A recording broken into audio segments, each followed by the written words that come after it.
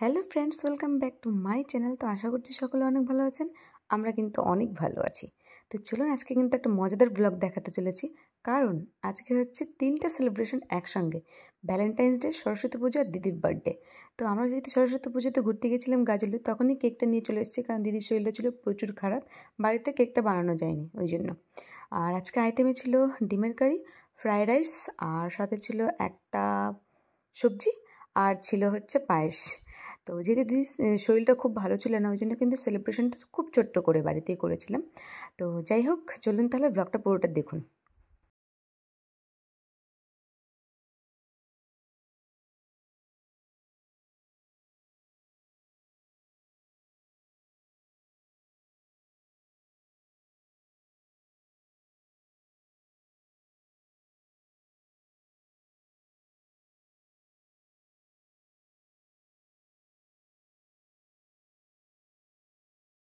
যাই হোক, কেক কাটিংয়ের পর্ব শেষ, এবার চলে আসি মেন কোর্সে।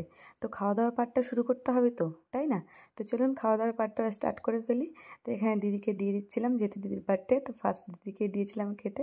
তো এইভাবেই ছোটো ছোটো খুশির মধ্যে দিয়ে আমরা খুশি থাকার চেষ্টা করি। আর যেহেতু দিদির শরীরটা ভালো ছিল না, ওই জন্য খুব ছোট্টভাবেই সেলিব্রেট করেছিলাম দিদির বার্থডে। তো আশা করছি ব্লগটা আপনাদের ভালো লাগলো। ভালো লাগলে একটা লাইক করে দেবেন। টাটা।